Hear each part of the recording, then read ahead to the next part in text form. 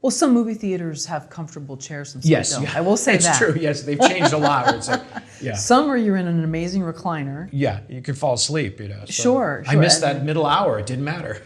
And then others are like, it feels like it's, at a family barbecue and Right, somebody yeah, got a chair from the garage. So, A metal chair. Right. But, Right. But if it's engaging, I think, if a movie, like you were saying, how do you capture if it's engaging, I'll watch a 3-hour movie and I'll just be like, wow, that was 3 hours? You captured my attention. Wow. But other times, if you're shifting, and this is too long, this is like, or you're just like, what's going on? Let's wrap this as self-indulgent, Yeah, it's interesting. When you sit next to someone or near someone that's enjoying a film, I feel like it's contagious. Yes. And then the opposite. Right, if they're fidgety or they're, Or there's like this family drama going around and they're changing seats. Right, yeah. What are you doing? Right. The movie's already... This isn't your living room. No. And I've seen that. And Yeah. then I've actually moved and I sat next to a woman who loved the film and it was great. And we were Right. both laughing at the same parts. Never saw her again, but it was enjoyable yes, because I sat that next to her. collective energy where you go opening night and that energy of like everybody's there to be entertained, and you can feel it. It's almost palpable, Yeah. And it's the same way you're talking about, where if people are like, Taking phone calls in the aisles and... yeah, or the phone lights up and you're like, oh my gosh, you just ruined the thing for me. I'm a purist. I have to, when I go in, there's no talking. Absolutely. I went with a friend and I'd never been to the movies with him.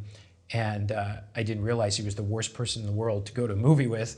And we're watching, and I think it was some action movie. And and he turns to me, and I see him out of the corner of my eye, and I don't want to look at him. I'm like, what? And he goes, oh my gosh. He goes, that was so crazy. It would never happen, but you believe it, right? And I'm like, why are you talking to me? So I put him on the list, never to see a movie with him again. It's scary because now I go alone. I'm like, I don't want anybody, before the trailers. It's very important because that's the, I say it's the church of cinema. You're going in for the one time you're probably going to see it. And that first time is so important, how you feel. And, you see a movie successive times and it could be one of your favorites, but I don't want to be interrupted. I want to have my own thing, and a lot of times now it's just, it's hard. Even when you go on off times, you're like, don't you people have jobs? It's like the movie's filled at noon. Sure. It's like, isn't everybody working? I like to see movies with people. I do too. But not when they're on their phones. And I've definitely seen, I've witnessed some major arguments during the movie. But it's more, if you go to the theaters like the Cinematheque, there's going to be a different type of, fan moviegoer there because they'll respect the process. I found that. Hopefully. You're right. Right. But you're like, okay, with the munching of the thing and the swirling of the Coke, right back here. That's happened too with the big gulp. I'm like, or the picnic lunch that was brought in one time. Yeah, the whole theater's empty. I go, great, I'm gonna see this movie alone. And a couple come in with their picnic. And they sit down. I'm in the middle of the theater, empty. They sit down right in front of me. Of course. Crinkle, crinkle, crinkle. You want this? And I start smelling like smells. I'm like, food, not popcorn, like, food, meats, barbecue. Things. Yeah, but I'm like, oh my gosh, crinkle, crinkle. You had to sit right in front of me, huh? Sure, of course. Because it's the collective, Yeah. So that part of that's what shies me away from going to the theater, Yeah. Well, I had a woman that wanted me to clean her seat because it was dirty. And I said, well, maybe we could just look this. Anyway, we won't go into that. But Yeah. We still love going to the movies. I do. I love it. I love it. When you see it with the right audience and they're enthusiastic and they're respectful, it's fantastic. And sometimes you walk out and it resonates with you and you just want to go home and write a fantastic movie like you've seen. That's when it's magic. Sure. And that happens every so often.